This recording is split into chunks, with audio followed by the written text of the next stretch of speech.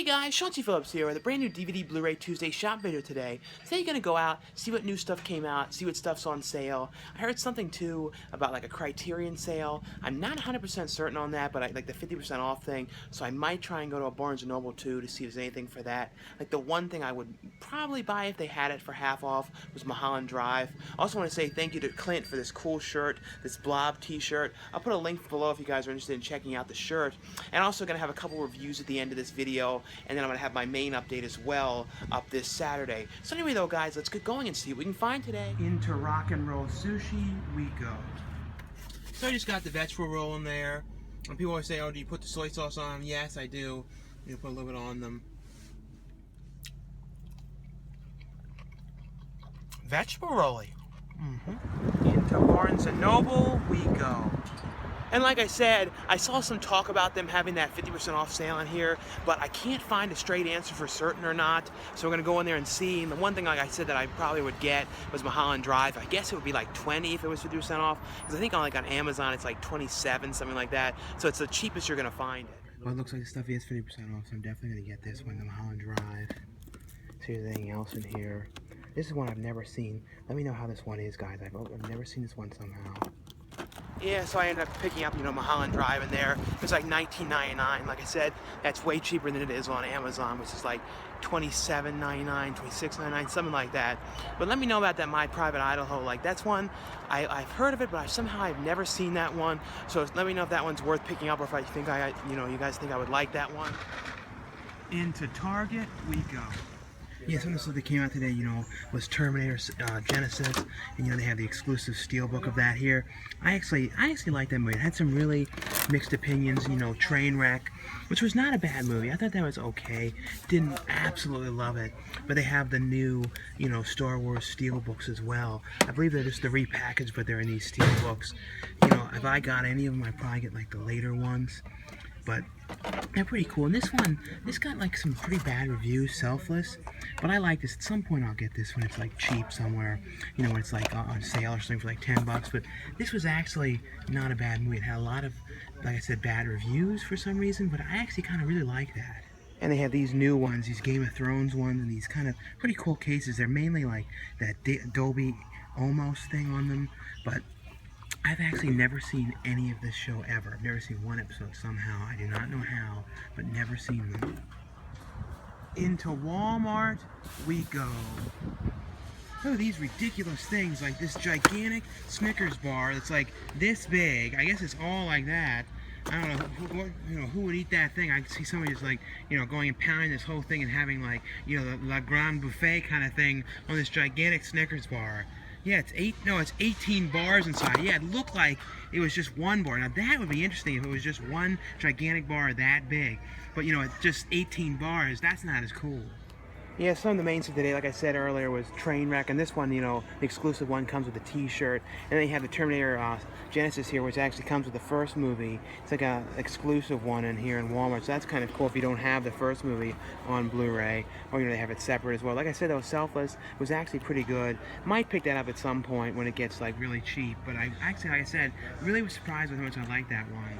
Yeah, well, some of the stuff that's come out recently in here, some of this stuff I think was last week, the Redwood Massacre and Diabolical. This one sort of sounded interesting, called Sinkhole, about this bus that gets like stuck in like a sinkhole or something like that. I guess that's like the whole plot, and then like a bunch of stuff's going on around it. That one sort of sounds interesting to me, but nothing else too major. So like I said, a lot of these seem to be last week. Eden, and then Krampus, the Christmas Devil. There's been a lot of Krampus movies lately. There's going to be the big theatrical one too, coming out like I think in December, which looks pretty interesting. But those are some of the main stuff. People always say they find the Electric Boogaloo documentary in here, but I'm guessing it's like thrown in these $5 bins or something, but I never see it, and I hate digging in through these too much, so I feel like they're like full of tons and tons and tons of germs. But I guess it's in here somewhere. But they used to have like $5 sections, and then now they just gone back to having just the bins again, it seems. Into the Dollar Tree we go. I've heard there's a few new like dollar DVDs and maybe Blu-rays in here. I don't know. A while back they had a whole lot of like Millennium ones for $1. So let's see if there's anything different in there. Yeah, we have like the Grand Piano on DVD, which was actually a pretty good one. A lot of Magnolia ones. The Good Doctor, which I actually like that one a lot. Movie McAllister. It seems like some of the ones they had before on Blu-ray, but it seems like it's all DVDs in here now. This one, I do not know what this one was. Moonlight Serenade. Into Best Buy we go. Yeah, their version of Terminator Genesis is in this cool case. It's actually very cool. This lenticular thing that, you know, changes between, you know, I actually think that's pretty cool. It has a bonus discs with 90 minutes on it. And they have the Star Wars steelbooks in here as well, but they seem to be only 14. I think they were 20 in Target, but they, you know, these ones as well. And I believe they're the same versions. I hope at some point they release, you know, the versions with the, you know, the original versions without the effects added of the early film. And they have this thing in here, which is kind of interesting. I don't know much about this, because I remember the original movie, you know, Flesh for the Beast, but this is like some kind of a new thing, which is like, I don't know exactly what it is. It's funny, it's from Shriek Show, and I didn't even know Shriek Show was still in business, to be honest. For some reason, I did not know that they were still doing stuff. But this is like Flesh for the Beast, Toski's Curse or something. I might get this, I don't know. It's like sort of interesting. I don't know what this movie is on here. It's like some kind of a, I don't know if it's a new movie or something, but it's kind of interesting though. It seems like it's like an exclusive thing only available in Best Buy. And, you know, that Semi Show recently came out. I'm going to have a review of that in the update this weekend. You know, the complete series on Blu-ray. It's actually a pretty good price for that. But everything else seems to be different. I don't know about that one. I might end up getting that, but I really don't know. I need to look into more what that is. If you guys have seen it, let me know if it's worth, you know, picking up or not. And also let me know how End of the Tour is, if that one's worth, you know, checking out or not. But nothing else too major in here today. Well, that's all for this DVD Blu-ray Tuesday shopping video today. You know, the main thing I got was the Mulholland Drive Blu-ray. Nothing else today too major that I wanted to get. Let me know about those things that I mentioned in the video, if any of them are worth checking out, like that Flesh of the Beast one. Like I said, I've seen the original movie, but I don't know what that series is or whatever that other movie thing is on there, and if it's any good or not. I did like the original one, but have that on Blu-ray already. But anyway, though, guys, now stay tuned for a couple new DVD and Blu-ray reviews. Now, the first one I got from Full Moon is Puppet Masters 4, which I have not seen this in years, if I've ever even seen it before at all. I know I saw the first 3 ones. I have those on Blu-ray. I also remembered seeing these as a kid. I used to tape these on, you know, VHS and stuff like that and watch them. And I distinctly remember watching these ones, but I have not seen them in years. This one was actually pretty cool. It actually has a feature in here too, Video Zone, talking about the making of this, because they have these on all these, but it gets into detail a little bit in the beginning, mentioning about the, you know, the Moonbeam movies. It was really making me wish those would come to DVD, like Pet Shop and Prehistoria movies, which are really cool movies. I really loved them as a kid. They were like really some of my favorite things to watch, and I wish they would finally come out. Wish somebody would put them out, or like stop kind of holding them up in like limbo with the rights and stuff to finally get those things distributed and out, because they're not out anywhere. But this one is basically about this kid who's working in this hotel, and he's kind of trying to create robots and stuff like that. He wants to make like artificial intelligent robots, but the robots he's made, he basically plays laser tag with. And there's these creatures that come up, and these creatures that are kind of coming there to kind of go and kill them and things like that. But he ends up finding the Puppet Master puppets, and the puppets end up kind of helping him, and because he awakens them with the serum, and they help them go and kill off these monsters that are coming with, you know, him and his friends all go and kill them off. I actually really like this. I thought it was cool, and the 5th one picks up right after this one ended, so hopefully the 5th one comes to Blu-ray soon. I might have to just watch it off of a DVD or something. I might have like one of those full collections of all of them. I'm not sure, but I don't even remember what happens after this one. But really good transfer in this. Full Moon does a really good job in the transfers of these. The next one from MPI is Mexico, Barbaro, and this is a really cool anthology film from Mexico with all, you know, Mexican directors. I think some of them are known. I didn't get to look up everybody. I know the one guy worked on a number of different things.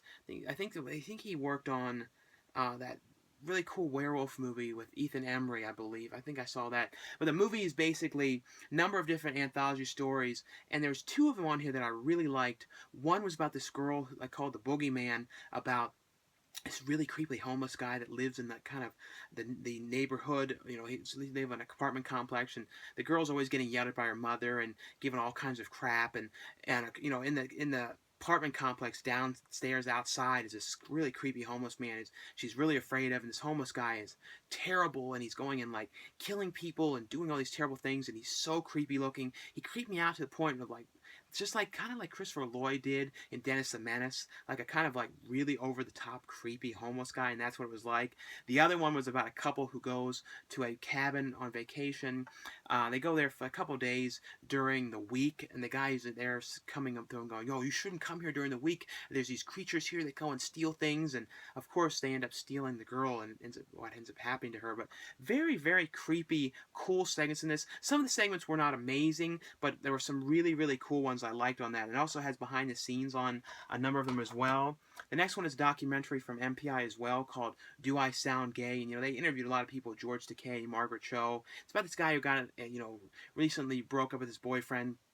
It's kind of about him questioning if he's ever going to find anybody else, and kind of picking apart everything about himself, and kind of doesn't like that he has a, quote, gay-sounding voice. So he kind of wants to try and go to speech therapists and stuff like that to see if he can change his voice and have a more straight-sounding voice. It's kind of a strange documentary. It's kind of comes across slightly by mistake offensive in some ways. Like, I think mistakenly offensive in some ways. And I saw the reviews say the same kind of thing. But that's essentially what it is, and kind of asking people on the street what if they think he sounds gay, and kind of him trying to talk about how he doesn't have any voice of him, video of himself when he was a kid, hearing his voice to see if he sounded gay then, exactly when his voice started to sound that way. It's just a very strange subject matter, and kind of picking across things in a weird way. And it's kind of like people sound how they sound. That's my take on everything. The next one from PBS, and these are cool documentaries. I like the guy's documentaries. He did documentaries too on, Rick Seebeck, and he did documentaries on amusement parks and stuff like that before. And I really like his stuff. They even have a feature on here with him, like, editing the documentaries. This one is called A Few Great Pie Places. It's pretty much just him, he narrates them. He's a really great narrator. Like, I really could see him doing, like, Food Network type stuff, too, because I like his way of making things. And these are filmed, like, recent, like, they were actually shot, like, this year. But he has a way of making them feel like they could be, like, anywhere from now to, like, 25 years ago filmed. And I like that. I like this kind of, this thing to them that they don't really have any real date to them. You know what I mean? And they're kind of, like, real old school, kind of, because they're not, like, quick cuts. The other one is, too, A Few Great Bakeries. But they're not done like, typical food shows where they're real fast paced, things like Diners, Drive-ins, and Dives, and those kind of things, when they're really quick cuts. It kind of like lets the thing breathe. But this one is going to pie places and going to few, bakeries, and like kind of interviewing the people, showing the shops and stuff like that. I actually really like these. They were really fun watches. I like these kind of things. I like his presentation style to these kind of things. And I also like that they're not, like I said, as quick cut. As much as I like Diners and Drives and Dives and those kind of things as well, I like those kind of things that kind of are allowed to breathe a little bit more.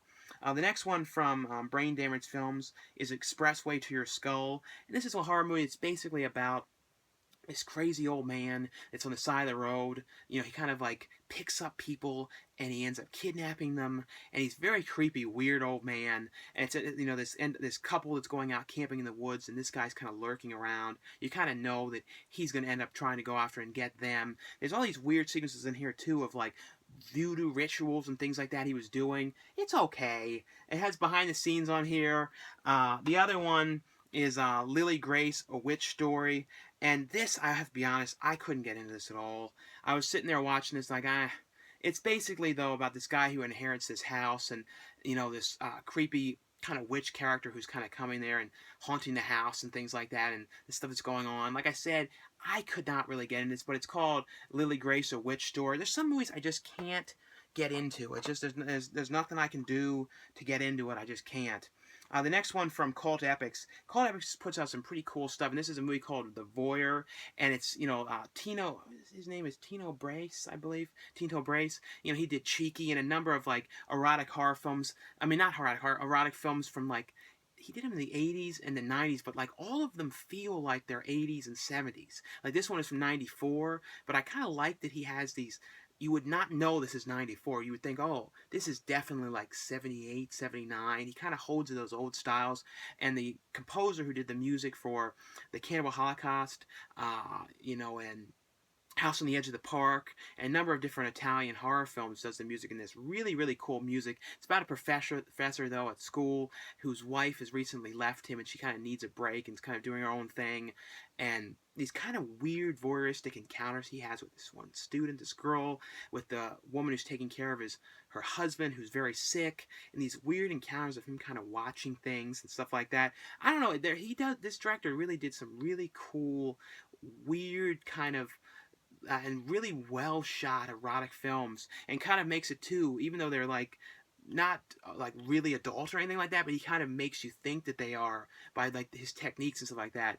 And like I said, this is a pretty cool one, some pretty cool sequences in this.